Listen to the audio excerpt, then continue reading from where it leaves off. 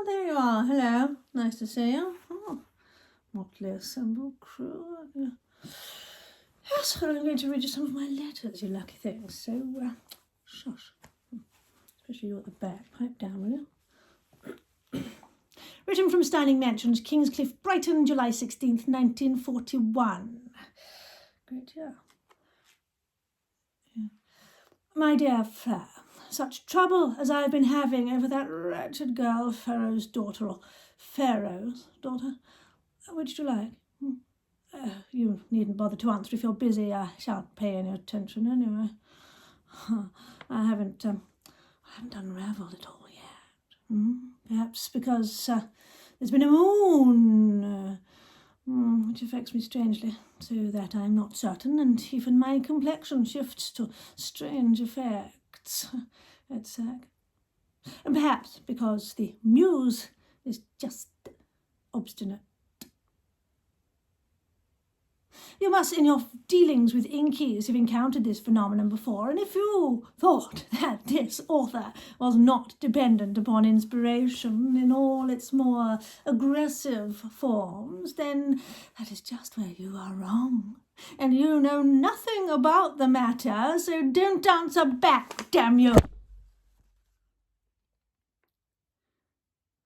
The above objurgation is just in general principles. In my present frenetic state, you are vaguely associated in my mind with people who want things before I've finished them, or even started them. And people like Uncle Percy, who has lost sheets of my typescript, and people who say, why don't you hurry up? And I don't want to hurry up. You know, I'm going to pop these on. Don't usually use them, but can't see a damn thing.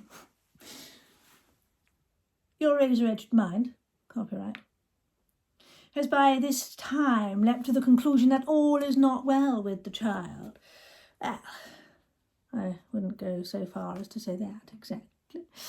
No, it's just like you to go leaping to a lot of false conclusions. That's what I always felt about you, Mr. Frere, believing the worst, goading me on to present MSS at idiotic times of the year, and then grumbling and cursing because they didn't turn up. Not listening to a word I say in my own defence, but going on interrupting like this and reminding me that I said whatever you think I did say.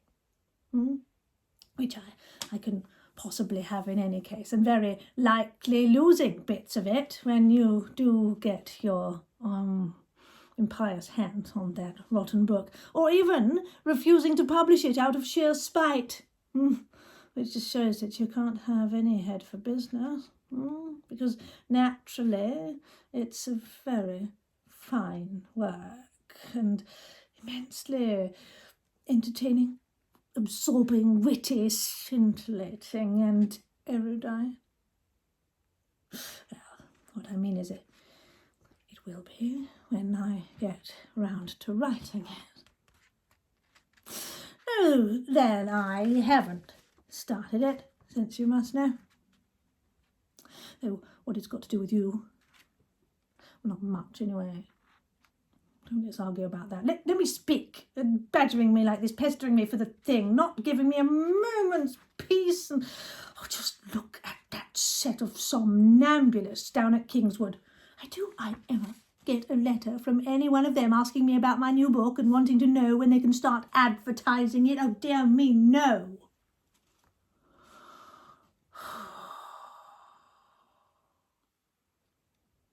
I might be dead, or gone to Hutchinson's for all they care. Hutchinson's, whatever they're called. Enough to dishearten anyone, let alone a peculiarly sensitive person. No, not person. Artist, like myself. And why on earth you should instantly assume that you won't get the book in time to publish it this autumn, I entirely fail to understand. Nothing I have said could possibly have given you that impression. So why you must needs get in such a temper about it, just do calm yourself. All I ever said was that from one cause and another. No, Shut up! I'm not going to explain what the causes were. Don't be such a fool. Can't you realise that if I were feeling inventive, I should be writing a book instead of this letter? I happen to have started chapter 1. Elusive. That's what it is. The plot. I mean, I see it up to a point, and damn silly. I mean, damn good it is. But I don't quite see what it's all leading up to, or what to do with the ends, or why the hell I should make up such a lot of rot. Make up such an ingenious story at all. Mind you, Mr. Ravenscar, he's a winner from the word go, right? I won't hear a word against him. And if the schoolgirls don't like his being tied up and dumped in the cellar, they'll just have to put up with it. Yes, I think myself that Miss Grantham took rather an extreme view of his delinquencies, particularly when you consider that she was in love with him at the time. But she's so strong-minded that it's no use arguing the matter. And if more men, particularly publishers, were dumped in cellars, I'm sure I have no wish to be offensive. Treat me right, and I seem to have wondered, yes, well, as I said, Mr. Ravenscar, Max, to his friends, is a winner. No trouble at all. Nor, I fancy, shall I have much trouble with young Lord Mablethorpe. Yes, he seems too big a simp to bother anyone, and can be provided for nicely. Hence, Phoebe Blandford. Yes. But what, I ask you, is the precise role of the Earl of Ormskirk? Yes. Yes, of course, he's villainous. That's obvious. But what does he do? I mean, did he really want to marry Phoebe? Seems frightfully unlikely to me. And I would rule it out of court if it were not for the fact that someone objectionable wanted to marry her. Max? Yes, I admit that's an idea, but there would be certain difficulties. Still, I'll think about it. But if that were so, what do I do with Lord Ormskirk? It's no use saying jettison him, because you don't suppose, do you, that I'm going to abandon a lovely name like that? Though he'll have to have worse than death designs on Miss Grantham. And buy up the bills and mortgages and things. Then he can call her his Cyprian in public, and Mr. Ravenscar, who's been calling her a lot of much worse names, yes, he can knock him down, and then they can have a duel. Yes. Guess who wins? And Max can buy the mortgages and things off Ormskirk, and gosh. Yes, I've got it. Eureka! I must write up Mr. Lucius Kennet. Yes, soldier of fortune, to make him look like a possible hero, so that Mr. Ravenscar outsize in cats. Women love cats. I can go on being objectionable. Yeah. And perhaps use the mortgages and things not as Deus Ex Machina, but as persecutor. No, not. I think improper designs on the poor girl, just to get her to relinquish young Mablethorpe, who is Max's cousin, and starts off by being in love with Miss Grantham. Yeah, I really can't go into it all now because it's very complicated. Miss Grantham never having had the least intention of marrying Mablethorpe, and the whole imbroglio having risen out of the idiotic way in which, wouldn't be a book at all, if you see what I mean, because Mr. Ravenscar, would have been, or seen, that Miss Grantham wasn't that kind of girl at all, and B, would have said, no, Mablethorpe's a bit on the immature side for you, what about it? And Mrs. Grantham would have said, well, as a matter of fact, I could be seen dead in a ditch with him. Wouldn't be seen dead in a ditch with him. And there the matter would have ended. A very good thing too, right? At the same time, I should be sorry to part with Lady Bellingham, who shapes like one of my better efforts, and with Mr. Christopher Grantham, with whom I propose to have a lot of fun. Yes, I think Arabella's going to be a nuisance, but that can't be helped. We shall need her to thicken the imbroglio, and there's not the slightest need to pair her off with anyone, as she's only 18, and constitutionally incapable of being in love with fewer than 5 men in a week. Well, thank you very much for listening. I really think that's done it. After weeks of fretting around in a sort of Hampton Court maze to... what's the masculine of Egeria? Well, it only now remains for me to read it aloud to you. In Nolan's bar, probably. Oh, I say, we found a much better Nolan's bar on the front with the billiards bagatelle table and plenty of sun and space and, the most charming woman running the snack counter you ever encountered. Yeah. When are you coming down again? No, don't be alarmed. I won't really read it aloud to you. Would you like to know when the thing be finished? Of course. No, I don't mind you asking in the least. I always say about you, Mr. Ferris, that you're so understanding. You never bother me. You worry me to finish my books. Yeah, not like other nasty publishers. Besides, why shouldn't you ask? It's a free country and anyone can ask, after all. Shall we say in a month to 6 weeks? There's no harm in saying that. In fact, it keeps you quiet and happy. Instead of lying awake all night yearning for Pharaoh's daughter, as I so vividly picture you doing. And not, of course, about any of the other publications you propose to handle. There's a great deal of good in it. Besides, it gives me time to think up some convincing excuses. In case. It's just in case.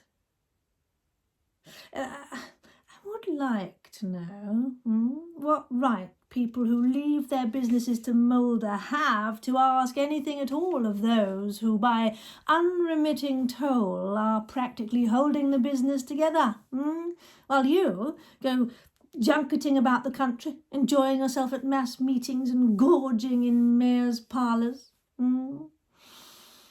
Pleasure-loving. That's what you are. But, yes, you ought to get a hold of yourself, or things will grow on you, yes?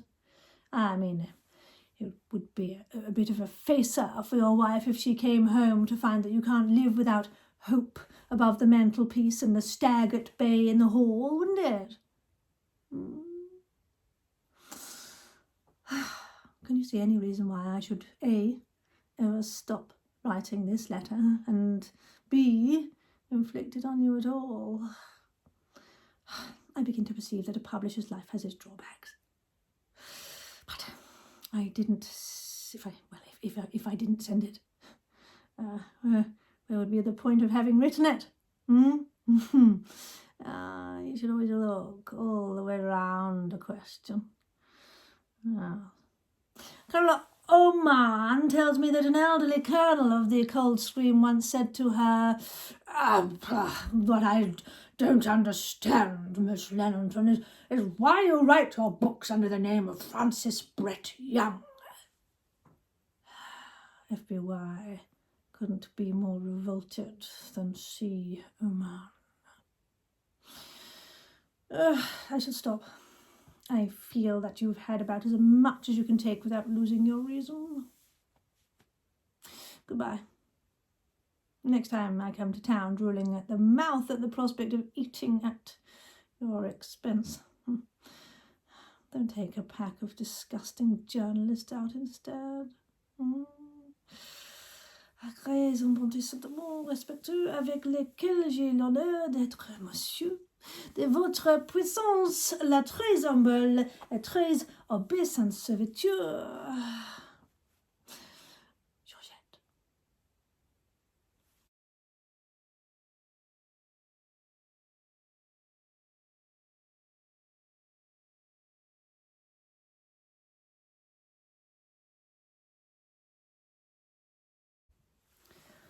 Hello? Okay. Shush, please. You ready? Good. It's a letter written from Swan Ken, Broadbridge Heath, Horsham, 4th of September, 1931. Yes. To L.P. Moore. Hello, you're back again. How are you doing? It was pleasant to see your signature at the foot of the letter this morning.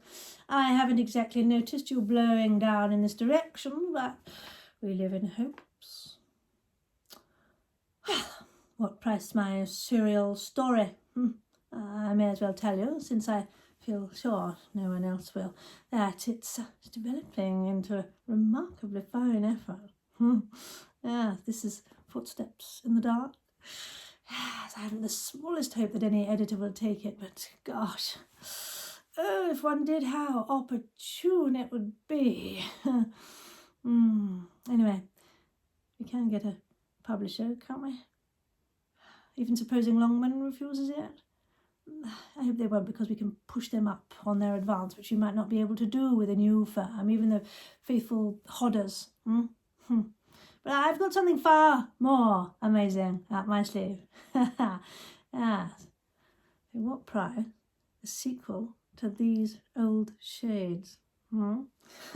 Yes, thought that'd make you sit up. Yeah, if Heinemann advertised after the manner of the talkies, they could puff the tale I meditate after this manner. Read this dynamic story of love in the 18th century. You'll laugh, you'll cry, you'll thrill. Don't miss it. It is a story of how a wicked young rake found love after hair-raising adventures and poignant heart-searchings. You will adore Dominic Alistair and his beautiful bride Helen. A romantic yell. The finest thing published for years. Laughs on every page. A riot of fun. And all talking, all laughing, all fighting furore. The book the world has been waiting for. Just like that. Yeah. Yes. Well, this here novel is to be quite a different affair from Conk. It's a return to this popular author's earlier manner, and, discarding hyperbole, it is a sort of 20 years after. For it to be about Avon and Leonie's son, Dominic. Yes, he is going to be quite remarkably like his father, and with a bit of his ma's hot temper thrown in, and her total disregard for human life. I haven't thought about the whole plot yet, but he used to be a bad man, but terribly handsome and attractive, of course. And he used to be a famous shot. Yes, one of those impossible people who shoot as well drunk as sober. There will, of course, be an abduction, a villain, neither handsome nor attractive, cross-country chaser, hairbreadth escapes, etc. And I propose to give Leonie, Avon, Lord Rupert and Co. good fruity parts in the epic. Yes, I flatter myself this book will be well subscribed, especially if Heinemann would advertise it cleverly. Yes, it will be ready for spring publication. I shall give it some god-forsaken title like Dominic, son of Leone, or Wolf of Avon. Boris says, why not call it These Old Shadows? It's quite bright of him. Now, I feel that it needs the sort of title that will tell the expectant world that here, at last, is more about Avon and Leone, so that's something bloodstained like The Son of the Duke, or More Old Shades, or The Son of Satanas, or something after that paralysing nature ought to fit the bill. So, I beg to state that we have taken a furnished house for a year and move in on the 28th, when I'll send you our address. I don't know whether Miss Perriam told you, but I feel so old a friend as you ought to be in the know. We are expecting an addition to the family in February. As to my almost insane rapture and Ronald's almost equally insane horror. Yes, this, you see, accounts for my frenzied energy in writing this blasted thriller. I must have money, in big capitals just like that, yes?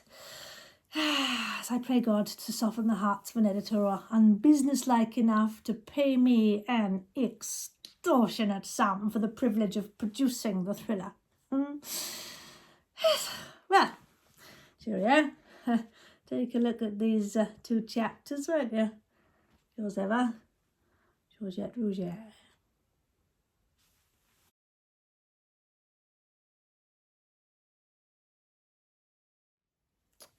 Right, have you all had a nice cup of tea? If not, demand one. I would. Do we have time for one more, Jen? Is that all right? Okay, super. I must say, you're also beautifully turned out today as well. Good stuff. Right. F3 Albany, London W1, 23rd of November 1949. My dear Frere, I cannot but feel that you need help in making out your advertisements, taking as a guide the methods employed by some doubtless very fine publishers. May I suggest something on these lines? We proudly present the Grand Sophie, a triumph of experience over inspiration by Georgette Hare. You may then proceed along these lines. We venture to think that few publishers have been privileged to produce a novel of this calibre. Always try to be ambiguous. No one could possibly deny the above statement, though purists may cavil at the use of the word privileged. The reader, we confidently prophesy, will be kept guessing throughout. Yes, do not seek to improve on this masterly passage by substituting in suspense for guessing. Suspense suggests excitement, and you should never mislead the public. Where nothing in particular happens, there can be no excitement, right? Guessing is fair enough, for I myself am still guessing. To one of her light-hearted Regency romances, Miss Hare had added a wealth of accurate historical detail. Wealth is, you will agree, figurative. Light-hearted is perfectly permissible. Synonym, silly woman, for ridiculous. As for accurate, what was good enough for 49 other such romances by me is good enough for this one. You should, I fancy, be able to write the rest for yourself. Spread yourself over Sophie, who is all right. Do not, however, mention the hero, who is not according to the accepted pattern. All this leads me to think that I might confer a huge benefit on countless tired and middle-aged novelists by laying down for them a few of the maxims which I have found helpful. Here they are. 1. induce your publisher to hand over at once a sum of money grossly in excess of what the book is likely to be worth to him. This gives one a certain amount of incentive to write the thing, and may be achieved by various methods, the most highly recommended being what may be termed as the Little Woman Act. 2. Think about a snappy title. Yes, this deceives the publisher into thinking A, that he is getting the book of the year, and B, that you have the whole plot already mapped out. The only drawback lies in the fact that having announced a title, you will be slightly handicapped when it comes to hanging some kind of story on it. 3. Brood for several weeks, achieving, if not a plot, depression, despair and hysteria in yourself, and a strong desire to leave home in your entourage. This condition will induce you to believe yourself to be the victim of artistic temperament, and may even mislead you to thinking that you really are a creative artist. 4. While under this delusion, jab a sheet of paper into your typewriter and hurl onto it Chapter 1. This may give you an idea, not perhaps for the whole book, but for Chapter 2. 5. Introduce several characters who might conceivably be useful later on. You never know, they may take matters into their own hands. 6. Assuming that he has been properly trained, read over what you've done to your husband. His extravagant enthusiasm may lead you to think you've perpetrated something good, and, well, this will inspire you to churn out more. Think about a good, grand, final scene, number 7, with the maximum number of incongruous characters massed together in some improbable place. Allow your sense of farce full play. This will, with any luck at all, make the reader forget what the rest of the book was like. 8. Try and work out how and why these characters got together, remembering that it is better to gloss over by technique, which if you haven't learnt in 30 years, you ought to have learnt, than to put your head in a gas oven. Oven. Sorry, Des, can't speak. 9. Very important. Book a room in a good mental home. Finally, a few things to be avoided while engaged on this work. 1. The thought that you are enduring this agony only to enrich the inland revenue. 2. All thought of the book that has obsessed your mind and soul for the past 6 months. 3. Any rational thought whatsoever. To indulge in this can only mean that you will stop dead, realizing that you are writing unmitigated rubbish and would have done better as a charwoman. I might with propriety append a few phrases for husband's copyright, Mr. G.R. Rougier. Your hand has not lost its cunning. Strange that you should write anything so lively when you are not in the mood. What happened, pray, in Friday's Child? I shouldn't worry. I'm sure Freya will love it. I think it is most amusing and or most interesting. Haven't you got anything more to read to me? You always feel like this when you write a winner. Just carry on. It will come to you in a flash. Cite examples from the past. How often have you said that after intensive study of a period you should really forget it for at least 3 months before actually putting pen to paper? This is dangerous and may lead to pretty daunting reprisals. Well, there it is. I think indeed I know that the book stinks. This doesn't mean that you won't sell it, you will. That's why I call it a triumph of experience over inspiration. But it hurts more than any illness I have ever had.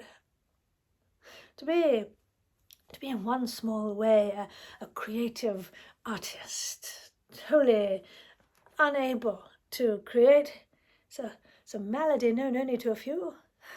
It makes large, pear-shaped tears roll down one's cheeks. And no one maybe now knows how a squirrel feels. Yes, madly going round a moving wheel in a cage. Nor are one's sufferings mitigated by such a dialogue as the following. I don't see why you should be depressed. You have a charming set of chambers. You have a car, you have this and that and the other. Have you ever wondered how I acquired and how I maintain these purely material benefits? Oh, you only have to sit down and write another book.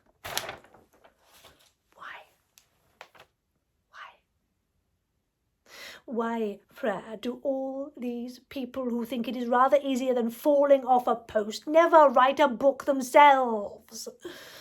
Marjorie Whittington says that everyone can read, therefore it must be easy to write. Artists are not, she assures me, told that they have only to sit down and paint a picture. I will end this entrancing communication with 2 things. The first is that when you have a free morning, you should invite me to lunch with you. Yes, and when I have eagerly accepted this invitation, you should devote, well, several hours or days, according to your imaginative powers, in thinking up all the ways in which I am a superb novelist, an asset to your firm, and just as good as ever I was. If you can bring yourself to add that, well, you think my waistline is less. That would probably do more good than anything. But this will have to be pretty subtle to get across, because I've just been measured for a new suit. The second only goes to show that truth is always better than fiction. Yes. The following is culled, word for word, from solicitor's instructions to counsel in a recent nullity case. This lady has been so delicately nurtured and has led so sheltered a life that counsel may well believe it to be true that she did not know that the male organ could suffer an erection until she had seen her solicitor. On which elevated note, I will close. God be with you. Sophie will be with you before the festive season. Georgette. Well, thank you for being so patient and listening so wonderfully, and I do hope that you all have the best of times reading all of my books again and again, sharing them across this beautiful, crazy, romanticized, wonderful world. Have a fabulous day. Thanks, Jen and team, and goodbye.